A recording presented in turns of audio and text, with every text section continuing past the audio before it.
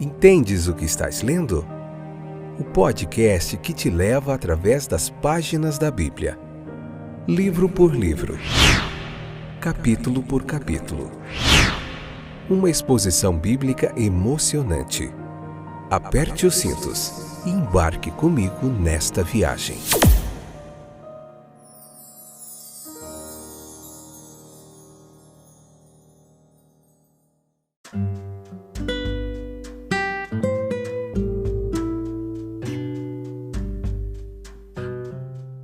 Olá, amigos e amigas, companheiros de viagem através das páginas da Bíblia. Tudo jóia com vocês?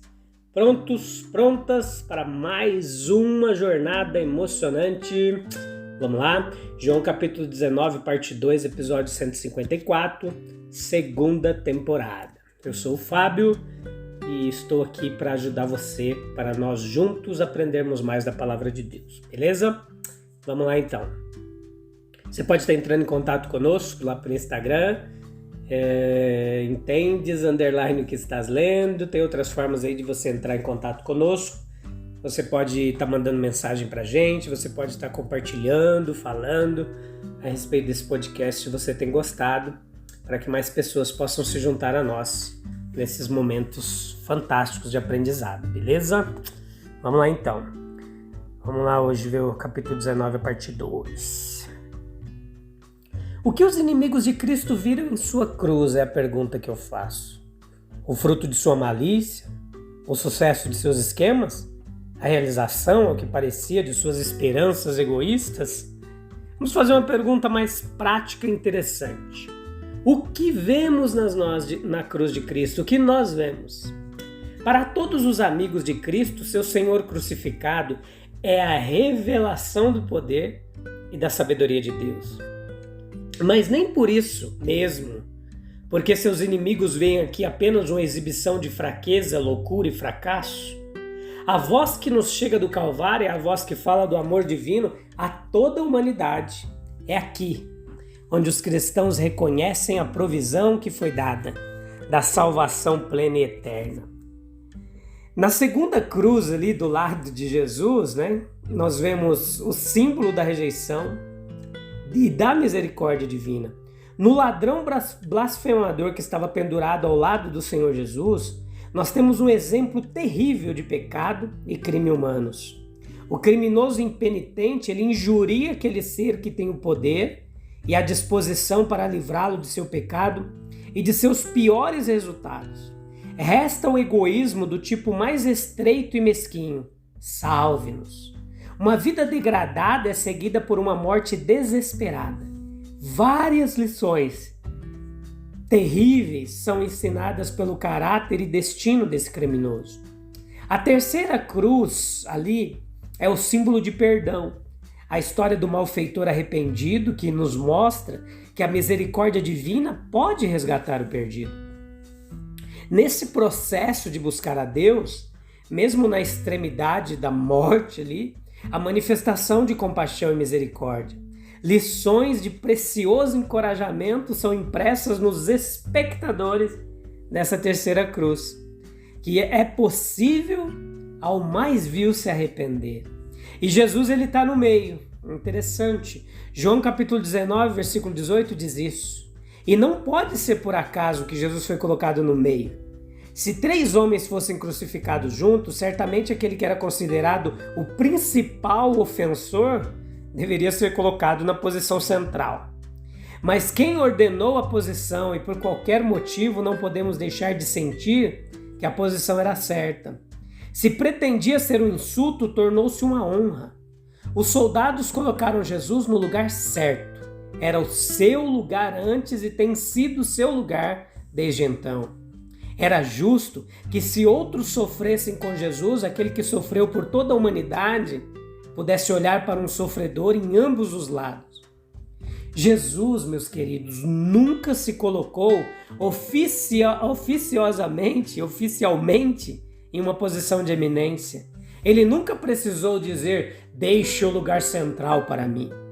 Onde quer que ele se sentasse, naturalmente ele se tornaria o lugar central. Não podemos deixar Não podemos deixar de colocar Jesus no meio. Ele agia de tal maneira que não podia deixar de ser o personagem central em todas as assembleias. Onde quer que 2 ou 3 estivessem reunidos, ele está no meio deles como principal.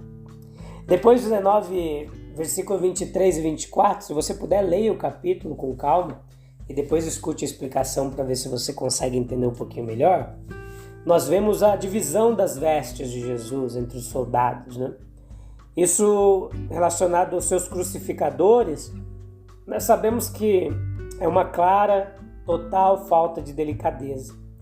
A primeira coisa que fizeram na execução da sentença foi despir o culpado de todos os trapos de roupas e colocá-lo na cruz em estado de nudez. Os romanos não foram os primeiros nem os últimos a manifestar essas qualidades no que diz respeito à execução de criminosos. Até algum tempo atrás, nossas execuções eram em grande parte do mesmo estilo. Mas graças à influência cristã na sociedade e civilização, isso já passou. Nossas execuções agora são realizadas em particular, com o máximo de decência e o mínimo de dor possível para o culpado. Isso nos lugares onde tem pena de morte, né? Que no Brasil não é o nosso caso. Mas existe uma sacralidade pela vida, né? Mesmo as vidas mais mesquinhas, mais inúteis e prejudiciais, existe um sentido sagrado ali, um zelo pela vida, né? Não bastou ao crucificado suportar todas as torturas da cruz, mas suportou toda a vergonha e indignidade da sua nudez. Para alguns, sem dúvidas, que estavam mergulhados na mais profunda devassidão física e espiritual, não foi tão doloroso. Mas pela alma pura de Jesus, ele deve ter sentido profundamente.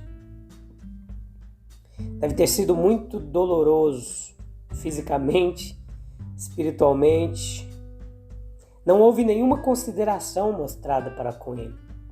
Quando seus negócios mundanos foram encerrados, eles consistiram em uma veste humilde.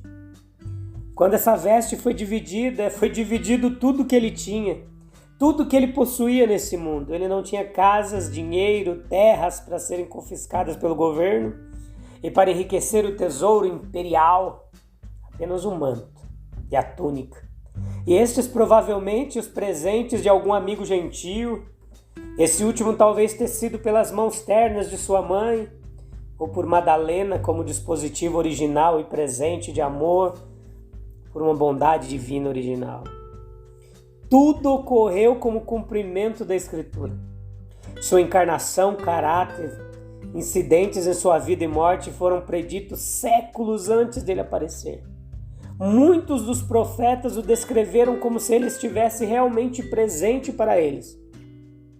Davi, o grande antítipo do Messias, frequentemente ficava tão inspirado que o personificava e relatava fatos como se eles realmente tivessem acontecido em sua própria experiência, ao passo que se relacionavam inteiramente com o rei vindouro. Tal foi a sua referência à separação da sua vestimenta. Na vida e morte de Cristo, o Antigo Testamento foi literalmente cumprido até na divisão de sua vestimenta. Isso foi profetizado. Os soldados foram agentes inconscientes. Nada poderia estar mais distante do seu conhecimento e consciência do que cumprir qualquer escritura. Não houve influência secreta e sobrenatural exercida sobre eles de modo que suas ações se encaixassem nas antigas profecias. Mas a profecia antiga era uma leitura verdadeira de eventos futuros e foi comprovado por esses eventos à medida que eles ocorriam. Houve um cumprimento literal do Antigo Testamento, uma prova notável de que Jesus era o Messias, que ele era o divino prometido na antiguidade e com quem a antiga dispensação estava agora em dores de parto. Até mesmo a divisão de suas vestes atestava a identidade e a divindade da sua missão. E esses soldados deram testemunho inconsciente de sua messianidade. 19:25, nós vemos algum grupo ali se apegando à cruz. Um grupo interessante, composto pela mãe de Jesus. Ela é mencionada primeiro, ela está sozinha no papel maternal do mundo. Nunca uma mãe teve um filho assim, nunca um filho teve uma mãe assim. Depois a sua irmã, quem era ela? Não era a esposa de Cleófas, ela também era uma Maria. E duas irmãs com o mesmo nome não era uma coisa provável. Ela era sem dúvida Salomé, esposa de Zebedeu, mãe de Tiago e João. João era primo e irmão de Cristo, que explica a semelhança, o apego e a confiança. Maria, esposa de Cleófas, a mãe de Tiago, menor, de José e de Judas. Se esse Cleófas era o mesmo que encontrou Jesus no caminho de Emaús, é difícil saber. Depois nós vemos ali também ao pé da cruz Maria Madalena, aquela que Jesus curou de muitas enfermidades, pelo menos de seus 7 espíritos imundos, e desde então ela foi especialmente apegada ao seu grande benfeitor e foi uma das muitas mulheres boas que seguiram Jesus da Galileia. Todos os amigos, seguidores e parentes de Nosso Senhor estiveram ausentes durante as horas terríveis da sua crucificação. Sabemos que seu parente mais próximo, a sua mãe, estava lá. Seu amigo e discípulo mais íntimo e simpático, João, foi uma testemunha dessa cena solene. Estes, com alguns outros, permaneceram na cruz, não despercebido pelo Redentor moribundo. Seus amigos mais próximos foram objeto de sua consideração afetuosa. E como esses versículos relatam, alguns de seus últimos pensamentos foram sobre eles. E sua última provisão dizia respeito às suas relações. Ele já havia orado por seus assassinos, já havia aplaudido o companheiro de sofrimento na outra cruz com palavras de graça e promessa. Ele agora volta seu olhar pensativo para a mãe que chorava entre as amigas. Quem tão apto a ocupar o seu lugar, tanto quanto aquele lugar pudesse ser ocupado? Então ele propôs que um arranjo cuja propriedade e adequação são mais evidentes. O que ele faz? Ele aponta para o discípulo amado, pedindo que ele ocupe o seu lugar como filho.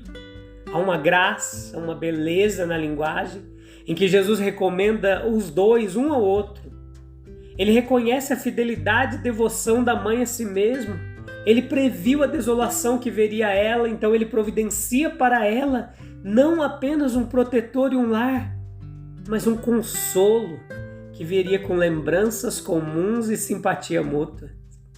Havia aqueles talvez mais próximos dos parentes, mas ninguém poderia estar mais próximo do coração de Maria do que o amigo mais íntimo e confiável de Jesus. Assim foi garantido que Maria deveria ser retirada da cena angustiante. Deveria ter a garantia de uma atenção constante e afetuosa. Tampouco podemos duvidar de que esse arranjo era permanente.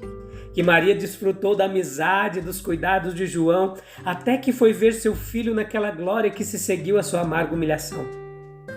Assim, o amor e a sabedoria andaram juntos neste como nos atos do Filho do Homem. Nos próximos episódios nós vamos ver como é emocionante essa parte. Jesus, ele na cruz, morrendo com tanta dor e preocupado com a sua mãe, providenciando um cuidado e um consolo para ela. Que ser humano divino era ele, né? E é ele, porque ele está vivo e habita no meio de nós. Eu te espero no próximo episódio. É difícil fazer esses episódios aqui, segurar as lágrimas. É muito emocionante o relato da crucificação de Jesus. Para quem ama Jesus, quem tem Jesus como amigo, um companheiro, é doído o seu sofrimento, mas é preciso a gente ler para aprender. Um abraço, te espero em breve. Fique com ele. Tchau, tchau. Deus abençoe.